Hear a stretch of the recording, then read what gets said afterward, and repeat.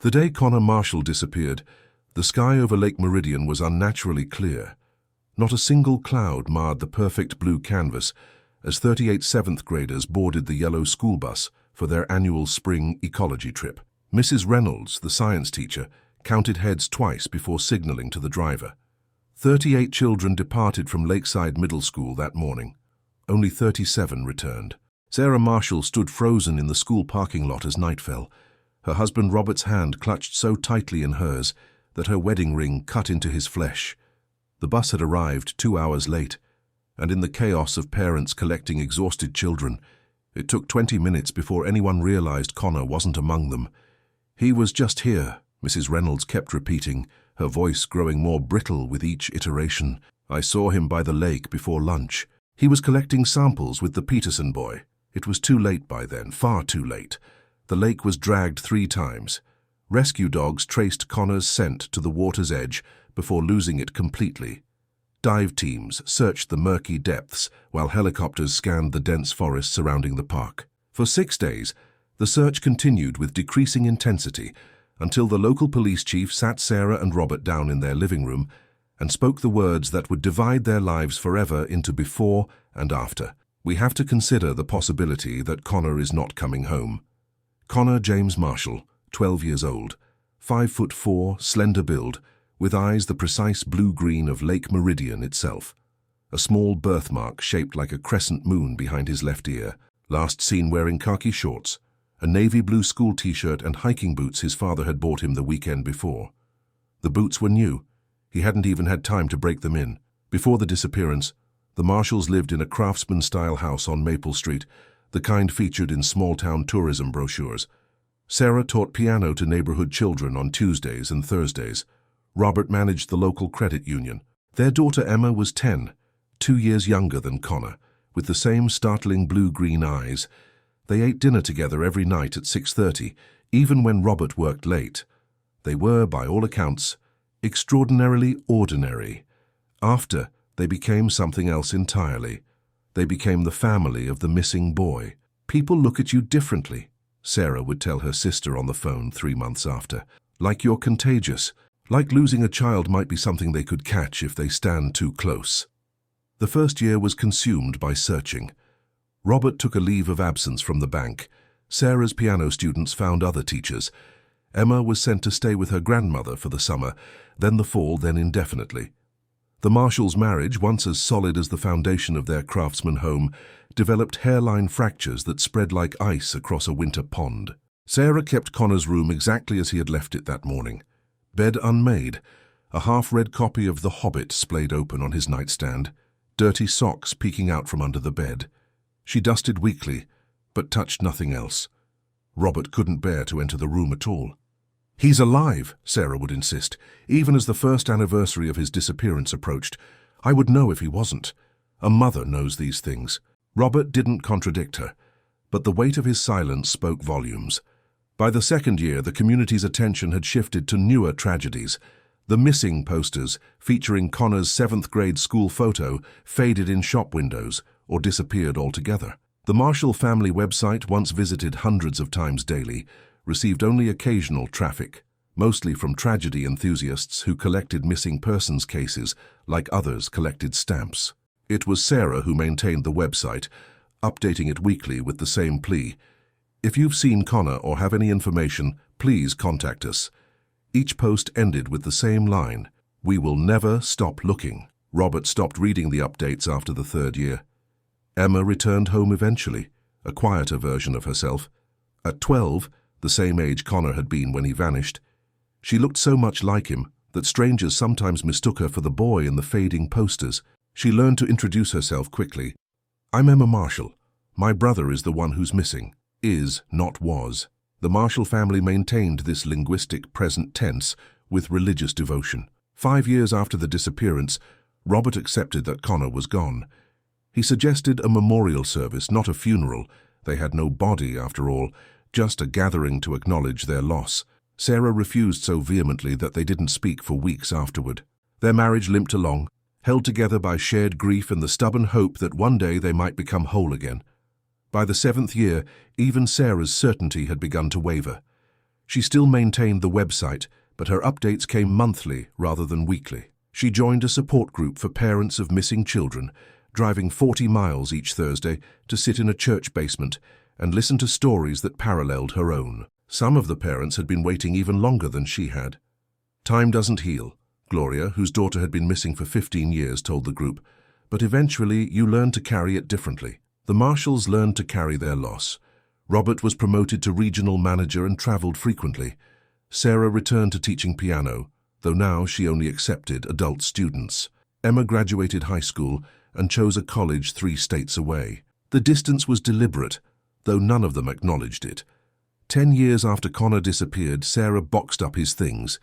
She didn't discard anything, couldn't bring herself to do that, but she methodically packed each item, labeling the boxes with museum-like precision.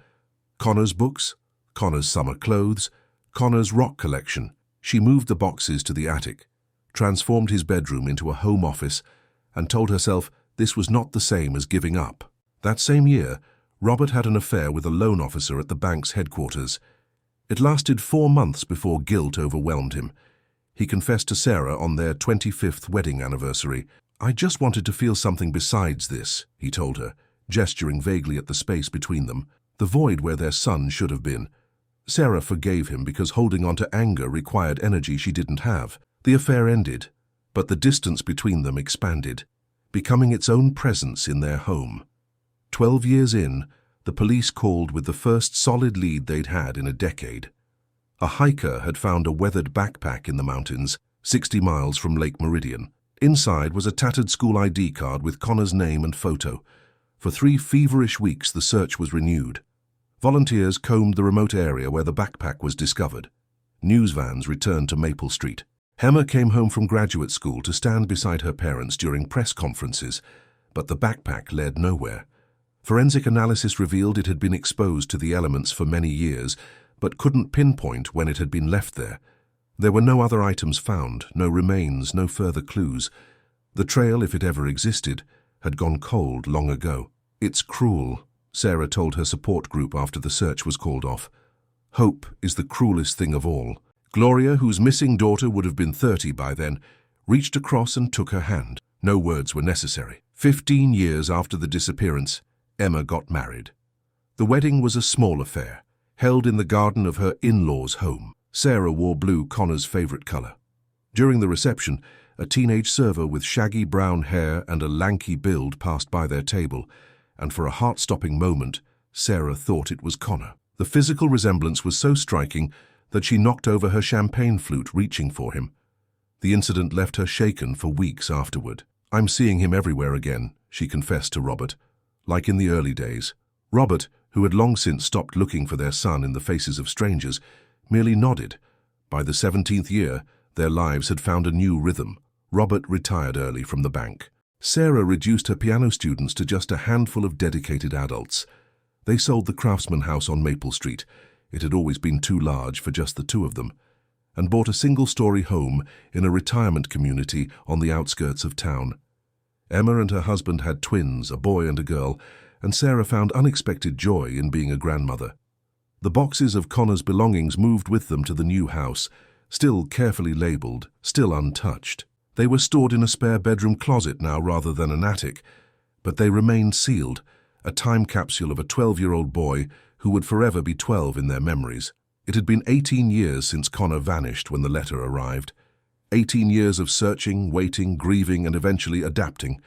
18 years of a pain that had transformed from a searing, unbearable agony to a dull, constant ache, always present, but no longer debilitating. The letter came on a Tuesday in April, nearly the same date Connor had disappeared all those years ago. It was addressed to both Sarah and Robert, with no return address. The postmark was from Seattle, just 2 hours away. Sarah was alone when she collected it from the mailbox, along with the usual assortment of bills and advertisements. She almost missed it, this unassuming white envelope mixed in with the junk mail. But something, the handwriting perhaps, or some mother's intuition she had never fully abandoned, made her look twice. The handwriting was unfamiliar, yet somehow not. Sarah stood in the driveway, her heart racing as she turned the envelope over in her hands. Robert wouldn't be home for hours. He volunteered at the community garden on Tuesdays. She should wait for him, she knew. Whatever this was, they should face it together.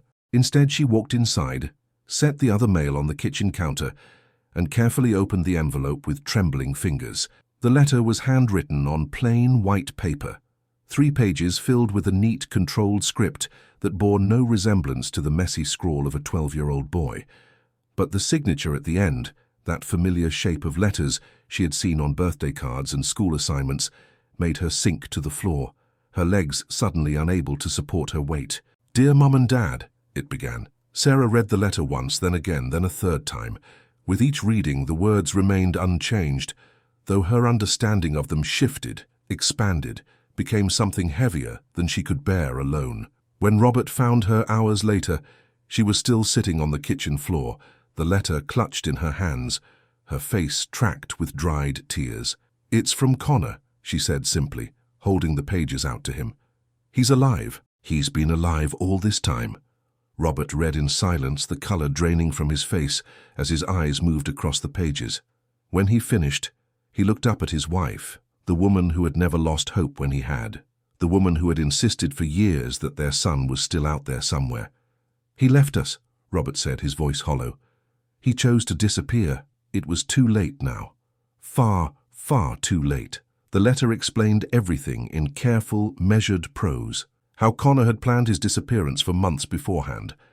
How he had saved his allowance and birthday money, researched wilderness survival, studied maps of the state parks surrounding Lake Meridian. How he had slipped away while the other students were eating lunch, making his way through the forest to a predetermined spot where he had hidden supplies the weekend before, when Robert had taken him hiking to break in his new boots. "I couldn't bear it anymore," Connor, now 30 years old, wrote. "The constant fighting, the silences that filled our house like poison gas. I heard you talking about divorce that night before my birthday when you thought I was asleep. I decided then that I would rather disappear than watch our family shatter into pieces." Sarah and Robert stared at each other across their kitchen, the ghosts of those long-ago arguments rising between them. They had tried to hide their marital troubles from the children, had thought they were protecting Connor and Emma by keeping their voices low, by smiling at the breakfast table despite the tension crackling between them. They had failed so completely that their son had chosen to vanish rather than witness their collapse. "We reconciled," Robert whispered. "After he disappeared, we stayed together.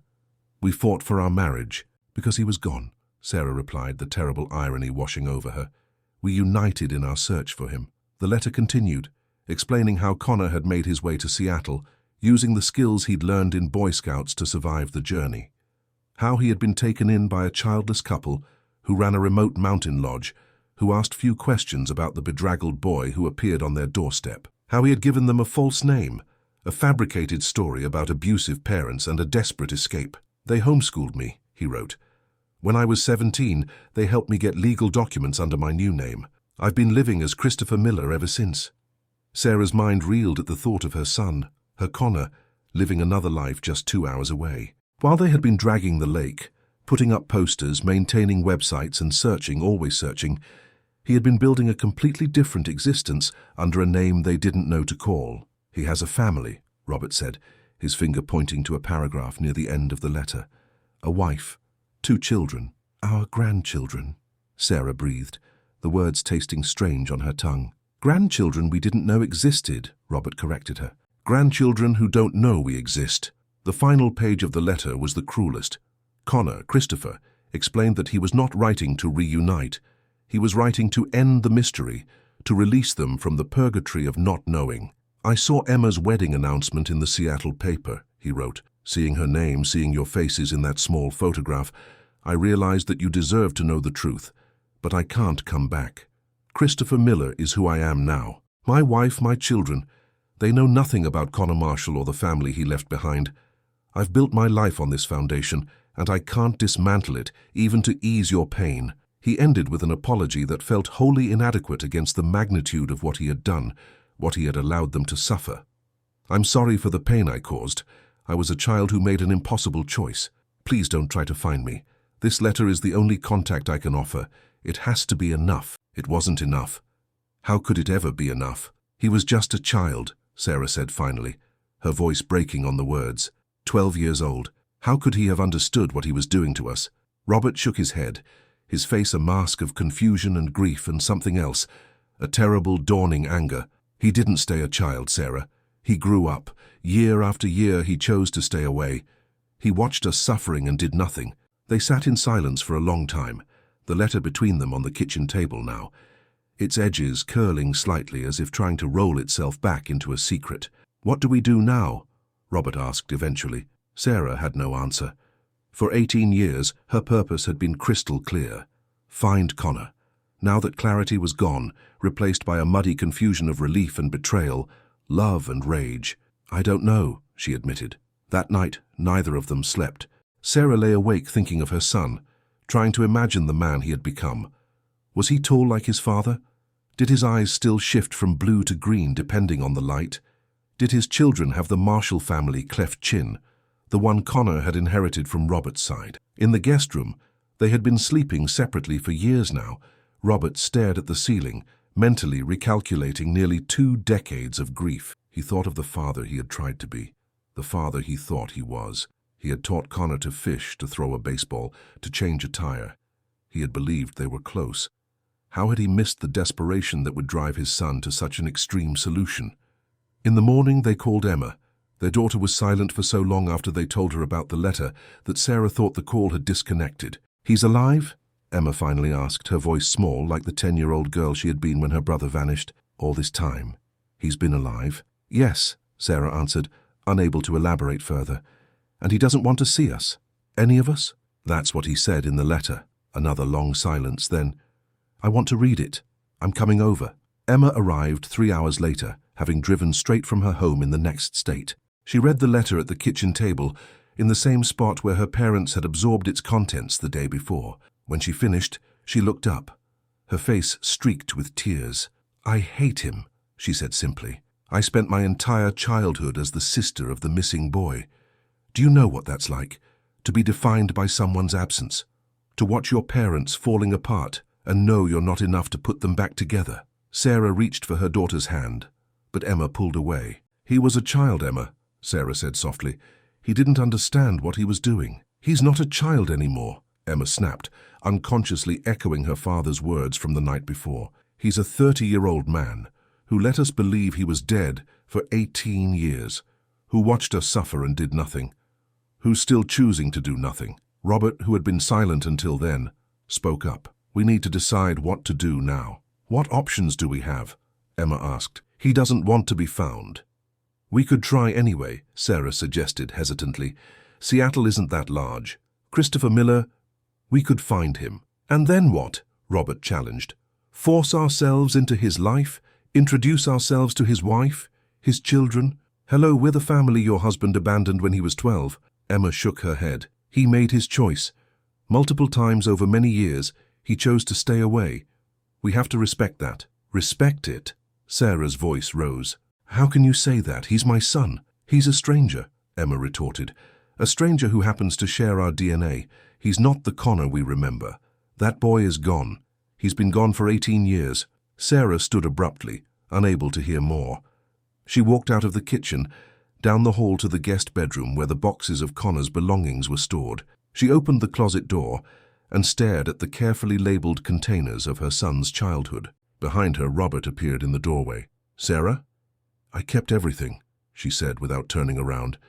"Every book, every toy, every piece of clothing. I thought, when we found him, he would want these things, his things." Robert moved to stand beside her, looking at the boxes that represented so many years of preserved hope. "I know. He doesn't want them. He doesn't want us." "No," Robert agreed softly. "It seems he doesn't." Sarah reached for the nearest box, Connor's winter clothes, and opened it. Inside were neatly folded sweaters, jeans, a blue down jacket that had been his favorite. Everything was exactly as she had packed it 10 years ago, pristine in its abandonment. "What do we do with it all now?" she asked. Robert had no answer. In the weeks that followed, the letter consumed them. Sarah read and reread it, searching for clues, for some hint that Connor, Christopher, might be open to contact, despite his explicit request to be left alone. She found nothing but the cold, clear prose of a man who had made his decision long ago. Robert researched private investigators, going so far as to call several before ultimately deciding against hiring anyone. If we find him against his will, he reasoned, we'll only drive him further away. Emma returned to her own family, telling her husband only that they had received some difficult news about her brother. She didn't elaborate, and he knew better than to press. The twins, now 5 years old, remained blissfully unaware that somewhere in Seattle they had an uncle and cousins they had never met. A month after the letter arrived, Sarah made a decision. Without telling Robert, she drove to Seattle alone, checked into a hotel downtown, and began to explore the city that had been her son's home for the past 18 years. She had no real plan, no method for finding one man in a city of millions. She visited parks and coffee shops, upscale neighborhoods and business districts, watching the faces of strangers, looking for eyes the color of Lake Meridian. On her third day, she found herself at Pike Place Market, moving aimlessly through the crowded stalls. It was there, among the vendors selling fresh fish and handcrafted jewelry, that she saw him, or thought she saw him. A tall man with chestnut hair, his back to her as he examined a display of wooden toys. Something about the set of his shoulders, the way he tilted his head slightly to the right as he concentrated, gestures so familiar that Sarah's breath caught in her throat. She moved closer, her heart hammering against her ribs. The man turned slightly, giving her a glimpse of his profile. It wasn't Connor. Of course it wasn't. The resemblance that had seemed so striking from behind faded to nothing when she could see his face. Still, Sarah continued to watch as the man selected a small wooden train and handed it to a little boy at his side, 4, maybe 5 years old, with a mop of curly blonde hair. The child's face lit up as he took the toy, and the man ruffled his hair affectionately before paying the vendor. Father and son, a simple moment of connection that Sarah had been denied for 18 years. Tears filled her eyes as she turned away, suddenly unable to bear witnessing their happiness. Back at her hotel, Sarah sat on the edge of the bed and made a call she had been avoiding. "I think we should have a memorial service," she told Robert when he answered. "Not for Connor, he's alive, but for the family we were. For the years we lost searching for someone who didn't want to be found." Robert was quiet for a long moment. "Where are you, Sarah?" She considered lying, but found she didn't have the energy for it. "Seattle." Another silence, longer this time. "Did you find him?" "No," she admitted. "I wasn't really trying to. I just needed to see where he's been all this time." "Come home," Robert said gently. "We'll figure this out together." Sarah hung up and stared out the hotel window at the Seattle skyline, wondering if Connor, Christopher, was out there somewhere, living his life, unaware that his mother was so close. Did he ever think of them? Did he regret his decision, or had he truly moved on completely? She would never know. That was the cruelest part of all. When Sarah returned home the next day, she and Robert sat together in their living room, the letter between them once again. "I've been thinking," Robert said carefully, "about what you said. A memorial service." Sarah nodded. "Not a funeral. Connor isn't dead. But the family we were, that family is gone. Has been gone for 18 years. Maybe it's time we acknowledged that." "A way to say goodbye," Robert agreed. "Not to Connor," Sarah insisted. "To the waiting, to the searching, to the not knowing." They held the service 2 weeks later. It was a small private affair, just Sarah, Robert, Emma and her family, and a handful of close friends who had stood by them through the years of uncertainty. There was no casket, no urn, just a simple table with a framed photograph of the 4 marshals, taken the Christmas before Connor disappeared. The minister spoke of healing, of finding peace in acceptance. Emma read a poem about letting go. Robert shared memories of family camping trips, of teaching Connor to ride a bike, of ordinary moments that had become precious in retrospect. When it was Sarah's turn to speak, she stood before the small gathering and unfolded a paper on which she had written her thoughts. 18 years ago we lost our son," she began, her voice steady. "Not to death, as we feared for so long, but to a choice we still don't fully understand. We have recently learned that Connor is alive, living under a different name with a family of his own." A murmur went through the group. Most had not been told the details before the service. "He has asked us not to contact him," Sarah continued. "And after much soul-searching, we have decided to respect his wishes, difficult as that is. Today isn't about saying goodbye to Connor. It's about saying goodbye to the family we once were, and to the years we spent waiting for a reunion that will never come." Sarah paused, looking down at her notes, then set them aside. For 18 years, I've been the mother of a missing child. That identity consumed me. I lost myself in the searching, in the hoping, in the constant vigil. Now I need to learn how to be something else. We all do. After the service, they gathered at Sarah and Robert's home. The conversation was subdued at first, weighted with the revelations of the day, but gradually shifted to lighter topics: Emma's children, community news, plans for the summer. As their guests were leaving, Gloria from the support group, who had been invited at Sarah's insistence, took her hands. You know, in all my years in the group, I've never known anyone to get an answer like this. It's not the answer you wanted, but it's an answer. Sarah nodded. I should feel grateful, I suppose. At least I know he's alive. Gratitude comes later, Gloria said wisely. Right now you just feel what you feel. That night, after everyone had gone, Sarah and Robert sat together on their back porch, watching the sunset. It was the first time in years they had chosen to sit in silence together, rather than retreating to separate corners of their home. I've been thinking about what you said at the service, Robert said eventually, about learning to be something else now. What does that look like for you? Sarah considered the question. I'm not sure yet, but I know I don't want to be defined by his absence anymore, or by his rejection. Robert nodded. Me neither. Maybe, Sarah said hesitantly, we could start by figuring out who we are to each other now, without Connor's disappearance between us. Robert reached across the space between their chairs and took her hand. It was the most intimate gesture they had shared in years. I'd like that. In the months that followed, Sarah and Robert began the slow, careful work of rediscovering each other. They talked more openly than they had in decades, about Connor, about Emma, about the grief that had both bound them together and driven them apart. They started seeing a therapist separately and together. They joined a hiking club, spending weekends exploring trails they had never visited before. Robert took cooking classes. Sarah volunteered at the local library. Small steps toward new identities, toward a life not centered around absence. The boxes of Connor's belongings remained in the guest room closet. Neither Sarah nor Robert could bring themselves to discard them, but they no longer held the same sacred significance.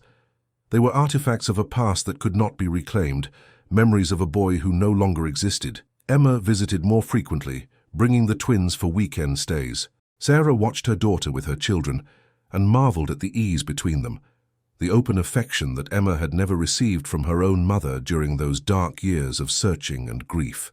I'm sorry, Sarah told her daughter one evening as they cleaned up after dinner, the children playing with Robert in the living room, for how absent I was after Connor disappeared, for not seeing how much you were hurting too. Emma paused, a plate half dried in her hands. You did the best you could, Mom, we all did. Still, Sarah insisted, you deserved better. I did, Emma agreed, setting down the plate. But I understand now, as a mother myself, how grief can consume you. I don't blame you anymore. It wasn't forgiveness exactly, but it was a start. A year after the letter arrived, Sarah wrote one of her own.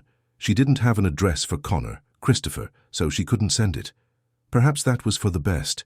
The letter was for her own healing, not his. Dear Connor, she wrote, a year ago your letter changed our lives for the second time. The first time was when you disappeared. Both times you made a choice that left us reeling, trying to find our footing in a world suddenly transformed. She continued, pouring out 18 years of grief, of desperate searching, of hope that withered but never quite died. She wrote about the impact his disappearance had on Emma, on her marriage, on every aspect of their lives. She didn't soften the reality of what they had endured, but neither did she write with accusation or blame. I want you to know that we are finding our way forward, she concluded, not because we have stopped loving you, or because we have stopped missing the boy you were, but because love can't live on absence alone. It needs presence, connection, reciprocity. I hope you are happy in your new life. I hope your children are loved and secure. I hope your wife brings you joy. Most of all, I hope that someday you might find room in your heart to reach out again, not out of obligation or guilt, but because families, even broken ones, remain connected by invisible threads that can stretch but never quite break. She signed it simply, Mum, then folded the letter and placed it in an envelope. She didn't address it, didn't even write Connor's name on the front. Instead, she placed it in her nightstand drawer, a private communion with the son she would likely never see again. 2 years after the letter arrived, Robert had a heart attack. It was mild, as such things go, a warning rather than a catastrophe. As he recovered in the hospital, Sarah sat beside his bed, holding his hand, aware of how close she had come to losing him. "We've wasted so many years," she told him, her voice breaking. "First searching for Connor, then pulling away from each other." Robert squeezed her hand weakly. "Not wasted, just lived differently than we expected." When he was released from the hospital, Sarah took him home. Their home, the one they had bought after selling the house on Maple Street. It was smaller, simpler, but in the years since Connor's letter they had begun to make it truly theirs in a way the old house had never been. Robert's recovery forced them into greater intimacy. Sarah helped him with tasks he couldn't manage alone, slept beside him again after years in separate beds, cooked meals they shared at the kitchen table rather than in front of separate televisions. The rhythms of caregiving reawakened something between them, not the passion of their youth, but a tender regard, a careful attention to each other's needs. 3 years after the letter arrived, they made a decision about Connor's belongings. Together they opened each box, revisiting the artifacts of their son's childhood. Some items they kept, the special ones, the ones that held their most precious memories. The rest, they donated to families in need. "He doesn't need these things anymore," Sarah said as they loaded boxes into their car. "And neither do we." It felt like both a surrender and a liberation. 4 years after the letter, Emma gave birth to her 3rd child, a boy they named James, Connor's middle name. Sarah and Robert understood the gesture for what it was. Not a replacement, but a remembrance, a way of carrying forward the family connection that Connor had rejected. When they held their newest grandson for the first time, both felt the familiar pang of loss mingled with a bittersweet joy. Somewhere, Connor had children of his own, children who would never know their grandparents, their aunt, their cousins. The family circle remained broken, an arc rather than a completed ring. 5 years after the letter, Sarah was diagnosed with early-stage breast cancer. The prognosis was good, but the months of treatment were grueling. Robert was beside her through every appointment, every round of chemotherapy, every night of nausea and fatigue. "We should tell him," Robert suggested, as Sarah began to recover. "Connor should know you were sick." Sarah considered the idea, turning it over in her mind like a stone worn smooth by water. "No," she said finally. "He made his choice. I won't use this to try to pull him back." Robert didn't press the issue, but she could see the disagreement in his eyes. It was the one aspect of their healing they hadn't reconciled. Robert believed that despite everything, Connor deserved to know significant family news. Sarah believed that respecting his wishes for no contact was the last gift they could give him. 7 years after the letter arrived, they retired fully. Robert had been working part-time at a hardware store, more for the social interaction than the money. Sarah had continued with a few piano students until her cancer treatment made it too difficult. Now they embraced the freedom of their later years, traveling to places they had always wanted to see, spending extended periods with Emma and her family, making new friends in their community. They spoke of Connor less frequently now, though he was never far from their thoughts. The acute pain of his rejection had dulled to a familiar ache, present, but no longer debilitating. They had learned to live with it, as they had once learned to live with his disappearance. It was in the 8th year after the letter when Sarah saw the obituary. She wasn't looking for it, hadn't been looking for Connor in years. She was simply browsing the Seattle Times online, a habit she had developed during her cancer treatment, when the name caught her eye. Christopher Miller, 38, dies in boating accident. The photograph accompanying the obituary showed a man with chestnut hair and eyes the precise blue-green of Lake Meridian. The crescent-shaped birthmark behind his left ear wasn't visible in the image, but Sarah didn't need to see it to know. This was Connor, her son, and he was gone. The obituary was brief, mentioning that Christopher was survived by his wife Eleanor and their 3 children, Michael, age 13, Sophia, age 10, and James, age 7. It noted that he had been a respected architect with a Seattle firm, known for his innovative designs of sustainable public spaces. A memorial service would be held the following Saturday at Lakeside Chapel. Sarah stared at the screen, unable to process what she was seeing. After all these years of wondering, of imagining Connor's life, of gradually accepting that they would never see him again, this final, irrevocable separation seemed impossible to comprehend. She printed the obituary before calling Robert, who was volunteering at the community garden. Her voice was steady when he answered, belying the trembling in her hands. "You need to come home," she said simply. "It's Connor." Robert arrived 20 minutes later, breathless and still wearing his gardening gloves. Sarah handed him the printed obituary without speaking. She watched as he read it once, twice, his face cycling through confusion, recognition, and finally a grief so profound it seemed to age him before her eyes. "How?" he asked, though the answer was there in black and white. "Boating accident. Lake Washington. Sudden squall. Body recovered 2 days later." "We need to go," Sarah said, already moving toward their bedroom to pack. "The service is Saturday." Robert followed her, standing in the doorway as she pulled a suitcase from the closet. "Sarah, wait. Think about this. He didn't want us in his life." She turned to face him, her expression resolute. "He's gone, Robert. This isn't about what he wanted anymore. It's about what we need. And what about his family, his wife, his children? They don't know us. They don't know about Connor Marshall. We'd be strangers bringing unimaginable complications at the worst possible time." Sarah paused, the weight of his words sinking in. He was right, of course. Elena Miller had just lost her husband. Her children had just lost their father. How would they react to the sudden appearance of grandparents they never knew existed, bearing the news that their father had another name, another life, another family he had chosen to leave behind? "We can't just do nothing," she said, her voice breaking. "He was our son." Robert crossed the room and took her hands in his. "Yes, we can grieve for him. We should. But we need to think carefully about how we do that." In the end, they compromised. They drove to Seattle on Friday, checked into a hotel near the chapel, but agreed they would not attend the formal service. Instead, they would visit the chapel afterward, when the family was gone, to say their private goodbyes. They called Emma from the hotel that night. She was silent when they told her the news, just as she had been when they first received Connor's letter 8 years before. "I'll come," she said finally. "I'll get a flight tomorrow morning." "Are you sure?" Sarah asked, surprised by her daughter's decision. Emma had been the most adamant about respecting Connor's wish for no contact, had been the angriest about his deception. "He was my brother," Emma said simply.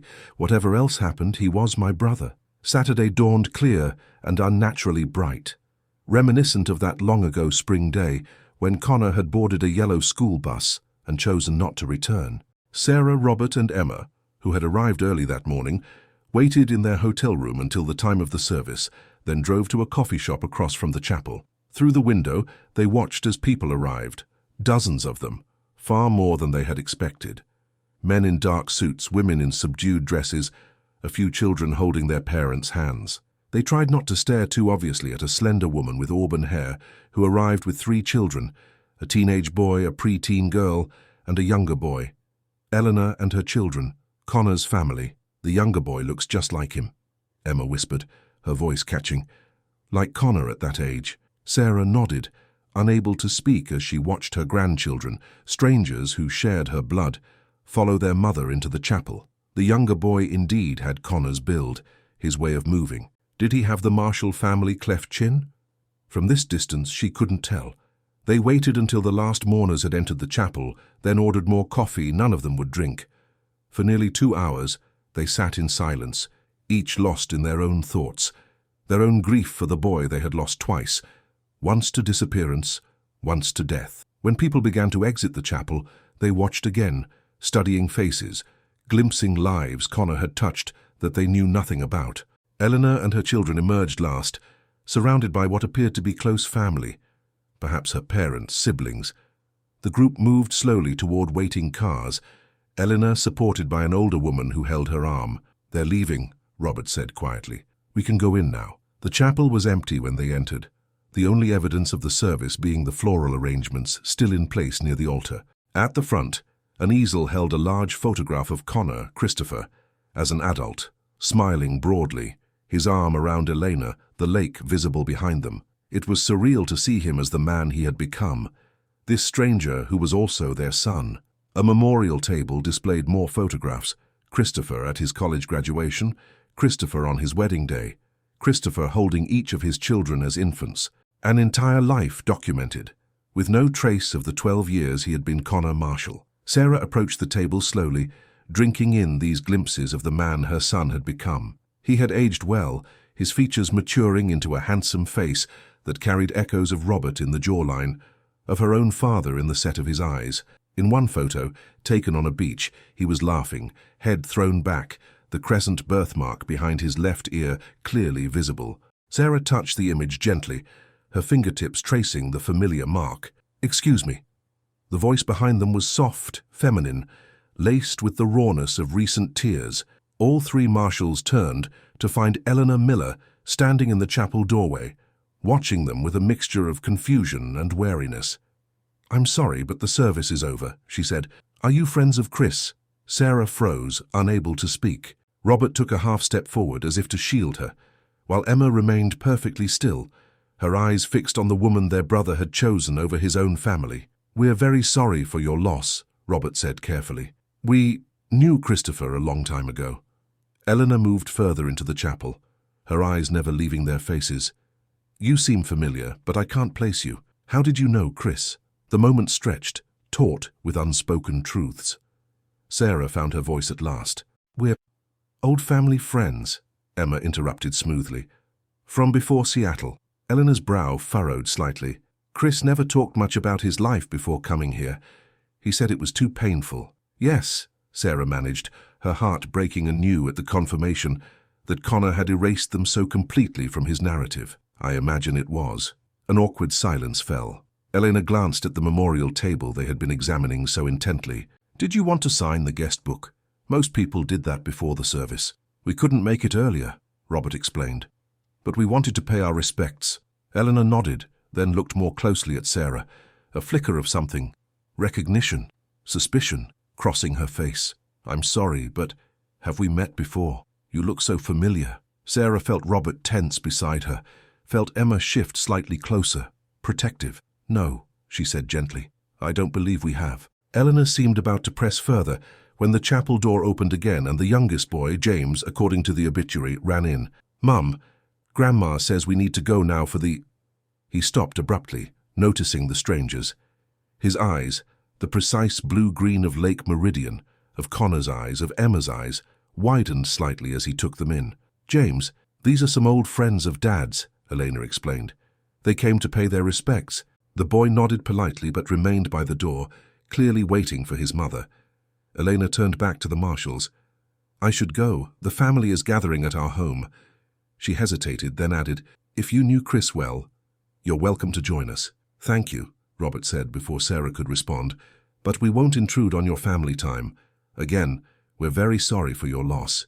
Elena nodded, then crossed to the memorial table, straightening a photograph that didn't need straightening, a gesture that spoke of the restless energy of fresh grief. She picked up a small card from the table and returned to where they stood. "This has our address and my contact information," she said, handing it to Sarah. "If you'd like to share any memories of Chris sometime, the children, they might want to know more about his early life someday." Sarah took the card, her fingers trembling. "Thank you," she whispered. Elena gave them one last curious look, then turned to her son. "Come on, James. Grandma's waiting."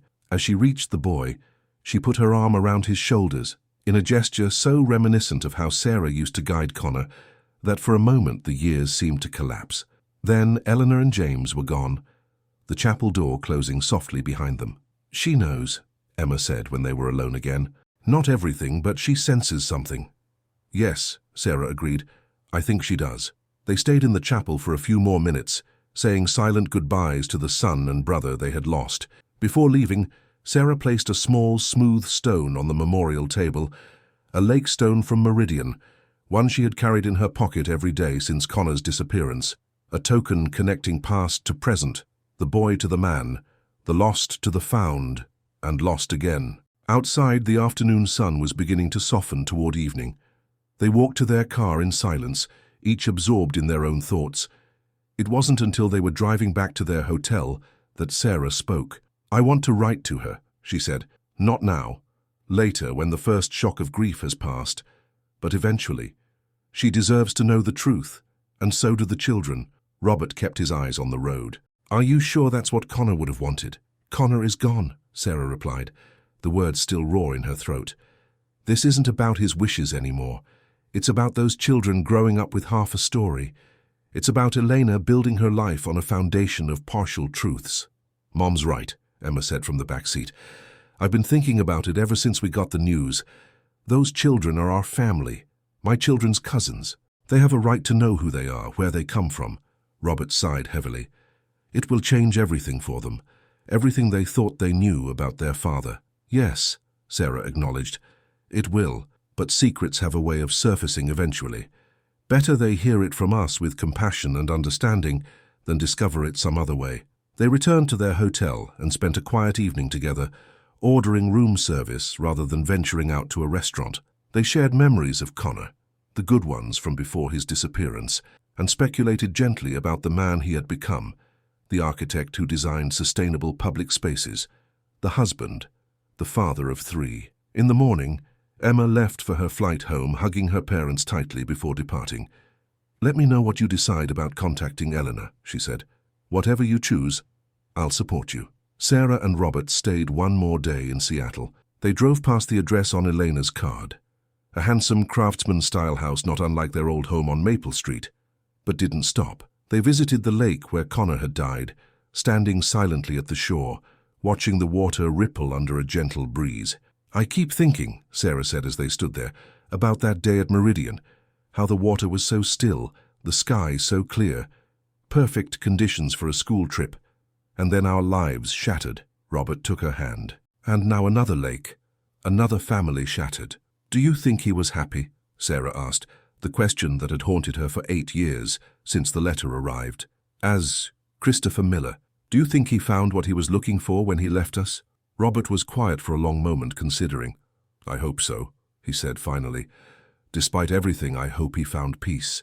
They returned home the next day to their small house in the retirement community, to the life they had rebuilt, in the years since Connor's letter, the life they would continue to live without him. The first few days were difficult, grief washing over them in unexpected waves, memories surfacing at odd moments.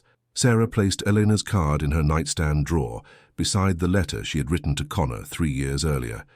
Not yet, she told herself. Not yet, but someday. A month passed.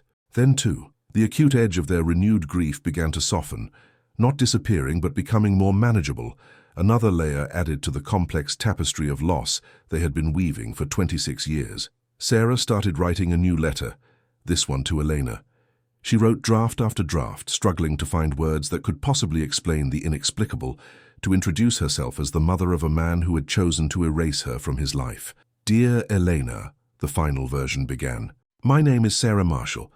26 years ago, my 12-year-old son, Connor James Marshall, disappeared during a school field trip to Lake Meridian. For 18 years, we searched for him, never knowing if he was alive or dead. 8 years ago, we received a letter from him, explaining that he had chosen to disappear, that he was living in Seattle under the name Christopher Miller, that he had built a new life and didn't want contact with us. Sarah continued, explaining about Connor's childhood, about the letter, about their decision to respect his wishes despite the pain it caused them. She wrote about seeing the obituary, about attending the memorial service, about meeting Eleanor and James briefly at the chapel. I'm not writing to disrupt your grief or to insert myself into your family's life, she concluded. I'm writing because I believe that someday you and your children might want to know the complete truth about the man you loved. If and when that day comes, I am here. If it never comes, I understand. And I wish you and your family peace and healing. She signed it, with deepest sympathy, Sarah Marshall, and included her contact information. She sealed the letter in an envelope, but didn't immediately mail it. Instead, she showed it to Robert, who read it carefully before handing it back. It's a good letter, he said. Kind, honest, not pushing for more than she might be ready to give, but are you sure about the timing? It's only been 3 months since he died. Sarah considered his question. No, she admitted. I'm not sure, but I also don't know how long is long enough. 6 months, a year, 5 years? There's no guidebook for this, Robert. No, he agreed softly. There isn't. In the end, Sarah compromised once again. She put the letter away, deciding to wait until the 1-year anniversary of Connor's death before sending it. A year seemed like a reasonable time for the first raw stages of grief to have passed, for Eleanor to perhaps be ready to hear this complicated truth. Life continued in its altered way. They celebrated holidays with Emma and her family, took a cruise to Alaska in the summer, volunteered in their community. They spoke of Connor more freely now, sharing memories with each other that they had once hoarded privately, as if speaking his name might somehow jinx their chances of finding him. "I wonder if he kept anything from before," Sarah said one evening, as they looked through old photo albums. "Any mementos from his life as Connor? Or did he erase it all completely?" Robert shook his head. "We'll probably never know." But 6 months after Connor's death, they received an unexpected answer to that question. A package arrived addressed to both of them, with a Seattle return address, Elena Miller. They opened it together at their kitchen table, the same table where they had read Connor's letter 8 years earlier. Inside was a smaller box and a note written on pale blue stationery. "Dear Mr. and Mrs. Marshall," it read, "after Christopher's death, I found this among his personal belongings hidden in the back of his desk drawer. I didn't understand its significance until I found a sealed letter with it, addressed to me, explaining who he was before he came to Seattle. He asked me to open it only in the event of his death. Inside, he explained everything about his former life, about his family, about you, and asked me to send this to you if something ever happened to him. I am sorry for your loss, which I now understand is a double loss. First his disappearance, then his death. Perhaps someday, when we've all had more time to process this complicated grief, we might meet properly. Sincerely, Elena Miller." Sarah's hands shook as she opened the small inner box. Inside was a worn leather cord threaded through a smooth, flat stone, a lake stone from Meridian, identical to the one Sarah had left on the memorial table. Connor had made the necklace in 6th grade, a Mother's Day gift she had cherished and worn for years. She had given it to him the morning he disappeared, when he complained of a sore throat and she worried he might be getting sick on the field trip. "For good luck," she had told him, looping it over his head. "Bring it back to me tonight." Sarah lifted the necklace from the box, the stone still smooth and cool against her palm. "He kept it," she whispered, disbelief and wonder mingling in her voice. "All those years he kept it." Robert reached across the table and covered her hand with his, both of them now holding this small talisman that had traveled with their son through his secret life, this physical link between Connor Marshall and Christopher Miller. "He didn't forget," Robert said, his voice rough with emotion.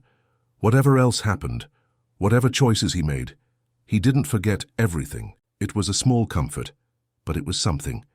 A thread of connection that had persisted despite 26 years of separation. A reminder that the boy they had raised lived on, in some form, in the man who had chosen to leave them behind. Sarah responded to Elena's note with a brief, careful letter of her own, thanking her for sending the necklace, expressing understanding for the complexity of their situation, and leaving open the possibility of future contact whenever Elena felt ready. 2 weeks later, Eleanor called. The conversation was tentative, awkward at times, but marked by a mutual desire to navigate these uncharted waters with compassion. Eleanor had questions, so many questions, about Connor's childhood, about what had driven him to such a desperate solution, about the family he had left behind. Sarah answered as honestly as she could, sharing both the happy memories and the painful truth of the marital difficulties Connor had overheard, the arguments they had tried to hide from their children. "He told me he was orphaned at 11, Elena said, her voice catching, that he had been raised by distant relatives who were kind but cold, that he had no family left when we met." "I'm so sorry," Sarah replied, understanding how this revelation must have shaken Elena's perception of her entire marriage. "He built his new life on that story." "Did you look for him?" Elena asked, "after he disappeared?" "Every day," Sarah told her, "for 18 years until his letter came. We never stopped looking." There was a long silence on the line. Then Elena said, "The children should know their grandparents. When you're ready. When they're ready. Not yet, but someday." "Someday," Sarah agreed, hope blooming fragile and new in her chest. "Whenever you think the time is right." That someday came gradually, in small, careful steps. First, an exchange of emails and photographs, current images of Emma and her family, the grandchildren Elena's children had never known about, childhood photos of Connor that his children had never seen. 6 months later, a video call. Brief, slightly stilted, but a start. Michael, the eldest at 14 now, was wary but curious. Sophia, 11, asked direct, sometimes difficult questions about the father she was still grieving. James, 8, was shy but warmed up when Sarah asked about his interest in building things, a passion he had apparently inherited from his father. "He has Robert's hands," Sarah told Elena after the call. "The same long fingers, the same way of gesturing when he talks." Elena smiled sadly. "Yes, I've always thought so, though I never knew where it came from. There's so much about him, about them, that I never understood the origins of before." A year after Connor's death, they met in person. Eleanor suggested neutral territory, a park in Portland halfway between Seattle and the Marshalls' home. They spent an afternoon together, the adults watching as James and Sophia cautiously interacted with these strangers who were somehow family, while Michael kept his distance, still processing the complexity of his father's history. "He looks so much like Emma at that age," Sarah whispered to Robert as they watched Michael brooding on a bench nearby. "The same serious expression, the same way of holding himself apart when he's thinking." More visits followed, each a little easier than the last. Eleanor brought the children to the Marshalls' home for Thanksgiving that year, a gathering that included Emma and her family as well. The cousins eyed each other with curiosity, finding common interests despite the strangeness of their connection. Sarah watched them all, her daughter and grandchildren, her son's widow and children, and felt the family circle beginning to close, not perfectly, never without the awareness of Connor's absence, but healing nonetheless. On what would have been Connor's 40th birthday, they all gathered at Lake Meridian, the place where he had made his fateful choice 28 years earlier. It was Elena's idea, a way of connecting the two halves of his life, of acknowledging both Connor Marshall and Christopher Miller as parts of the same complex whole. They stood at the shore where he had slipped away into the forest, where rescue dogs had traced his scent to the water's edge before losing it. Sarah held the lake stone necklace in her palm, the one Connor had kept hidden all those years. "He loved this place," she told his children. Before everything happened, we used to come here for picnics in the summer. He would swim out to that rock and back, so proud of himself for being strong enough to make it." Michael, now 15 and looking more like his father every day, stared out at the lake. "Why did he leave?" he asked, the question direct, unavoidable. "Why would he do that to you, to us?" It was the question they had all been circling for years, the one that had no satisfactory answer. Sarah exchanged a glance with Robert, with Eleanor, seeing in their eyes the same struggle to explain the inexplicable. "He was 12, Sarah said finally. "A child who thought he was solving a problem, who couldn't see another way out. And then he was trapped in the choice he had made, in the story he had created. By the time he was old enough to understand what he had done, he had built a life that depended on that story. But he lied," Michael insisted, "to everyone. His whole life was a lie." "Parts of it," Elena corrected gently. "The foundation, yes. But what he built on that foundation, his love for us, his work, his passions, those were real." Michael didn't look convinced, but he didn't argue further. They all stood in silence for a moment, watching the lake ripple under a light breeze, unnervingly similar to the day Connor had disappeared. Sarah opened her hand, revealing the necklace. "I thought we might leave this here," she suggested, "where both parts of his life began and ended, a way of saying goodbye to all of him." One by one, they each touched the stone, Robert, Emma, Elena, the children, before Sarah walked to the edge of the lake. She knelt and placed the necklace on a flat rock near the water, arranging the cord in a perfect circle, the stone at its center. "Goodbye, Connor," she whispered. "Goodbye, Christopher. Wherever you are, I hope you've found peace." As they turned to leave, James, now 9, slipped his small hand into Sarah's. It was the first time he'd initiated physical contact with her, this tentative reaching across the void his father had created. Sarah squeezed his hand gently, careful not to shatter this fragile moment. "Dad used to tell me stories about a magic lake," James said quietly as they walked back toward the cars, "where a boy could become anything he wanted. I think he was talking about this place." Sarah felt tears spring to her eyes but blinked them away. "Yes," she agreed. "I think maybe he was." In the years that followed, the two halves of Connor's life gradually knit together, never seamlessly, always with the awareness of the 18-year gap at the center, but with increasing understanding and forgiveness. Elena and the children became a regular part of Marshall family gatherings. Michael, Sophia, and James developed relationships with their Aunt Emma, with their cousins, with the grandparents their father had chosen to leave behind. Sarah and Robert moved to Seattle 5 years after Connor's death, buying a small condominium not far from Elena's home. It was a decision made carefully, with everyone's feelings considered. Elena had assured them she welcomed their closer presence, and the children, especially James, who had formed the strongest bond with his newfound grandparents, were eager to have them nearby. On Sarah's 70th birthday, the entire expanded family gathered at Elena's home. The craftsman on a quiet Seattle street so reminiscent of their old house on Maple Street. As Sarah watched them all together, Robert deep in conversation with Michael, now in college studying architecture like his father, Emma and Elena comparing notes on their children's achievements, her grandchildren from both sides playing a raucous card game in the corner, she felt a sense of completion she had once thought impossible. Connor was still gone. There was still a Connor-shaped hole in all their lives that nothing could ever fill completely. But the family had found its way toward healing, toward a new wholeness that accommodated rather than denied the brokenness at its center. Later that evening, as the party wound down, Sarah found herself alone in Elena's kitchen, washing dishes despite her daughter-in-law's protests that the birthday girl shouldn't be cleaning up. Elena joined her, taking a towel to dry the glasses Sarah had washed. "I found something else of Chris's," Elena said after a moment. "Another letter, hidden in an old book. This one addressed to you." Sarah's hands stilled in the soapy water. "To me?" Elena nodded. "It's dated about a year before he died. I don't think he ever intended to send it. I've been debating whether to give it to you." "Why the debate?" Sarah asked, her heart racing at the thought of one final message from her son. Elena sighed, setting down the glass she'd been drying. "It's painful. Honest, but painful. I wasn't sure if it would bring you closure or just reopen old wounds." Sarah dried her hands on a nearby towel. "I'd like to read it," she said quietly. "Whatever it says, I'd rather know than wonder." Elena studied her face for a moment, then nodded. "Wait here." She returned a few minutes later with an envelope, slightly yellowed with age, the word Mom written on the front, in Connor's neat adult handwriting. Sarah took it with trembling hands. "Would you like to be alone?" Elena asked. Sarah shook her head. "No. Stay, please." She opened the envelope carefully and unfolded the letter inside, her eyes moving over the familiar handwriting of the son she had lost twice.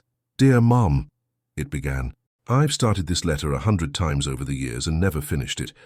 I don't know if I'll send this one either, but I need to write it, to try to explain what I've never been able to explain, even to myself." Sarah read on, her vision blurring with tears as Connor Christopher attempted to articulate the thought processes of his 12-year-old self, the desperate logic that had led him to such an extreme solution, the fear and confusion that had driven him deeper into his deception with each passing year.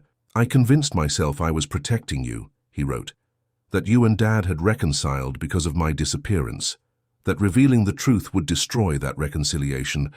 Later, I told myself it had been too long, that coming back would only reopen wounds that had begun to heal. By the time I was an adult, I had built my entire identity on the foundation of Christopher Miller. Revealing the truth meant admitting that foundation was a lie." He described the guilt that had haunted him, especially after his own children were born. "When Michael turned 12, I couldn't sleep for weeks," he confessed. "I kept thinking about what you and Dad must have gone through when I was that age and disappeared. I couldn't imagine surviving if Michael vanished. The knowledge of what I put you through is a burden I carry every day." The letter concluded with an apology that, while heartfelt, acknowledged its own inadequacy. "I know sorry cannot possibly cover the damage I've done. There are no words big enough to encompass that kind of regret. But I am sorry, Mom. For everything. For the years I stole from us, for the pain I caused, for the cowardice that kept me from making it right when I could have. I love you. I never stopped. Even when I was pretending to be someone else, even when I was hiding from you, I loved you. I hope that someday, if you ever read this, you can find it in your heart to forgive me. Your son, Connor." Sarah folded the letter carefully when she finished reading, her tears falling freely now. Eleanor placed a gentle hand on her shoulder. "Are you okay?" she asked softly. Sarah nodded, unable to speak for a moment. When she found her voice, what emerged surprised even her. "He was so young," she said, 12 years old, carrying a burden no child should have to bear. He made an impossible choice, and then he had to live with it." "You're not angry?" Elena asked, her expression reflecting her own struggle with Connor's deception. "I was," Sarah admitted. "For a long time after his letter came, I was furious, but now I just wish he had found a way back to us while he was still alive. I wish he had known he was already forgiven." Eleanor's eyes filled with tears. "He knew," she said, At the end, I think he knew. That last year he talked about you sometimes, not directly. He would mention something from his childhood, a memory, and not catch himself in time to maintain the orphan story. It was like he was letting the walls between his two lives start to crumble. Sarah clutched the letter to her chest, this final gift from her son. Thank you for giving me this. Eleanor embraced her, this woman who had become family through the strangest of circumstances, through loss and discovery, and the slow, careful work of rebuilding what had been broken. Later that night, back in their condominium, Sarah showed the letter to Robert. He read it silently, his face a map of the complex emotions Connor's words evoked. Grief, regret, a father's enduring love. He knew he was forgiven. Sarah repeated what Elena had told her. At the end, I think he knew. Robert nodded, returning the letter to her. I hope so. I hope wherever he is now, he knows for certain. Sarah placed the letter in her nightstand drawer, alongside the one she had written to Connor 7 years earlier, the one he would never read. Together they formed a kind of conversation across time and space, across the divide of life and death, a mother and son reaching toward understanding, even when direct connection was impossible.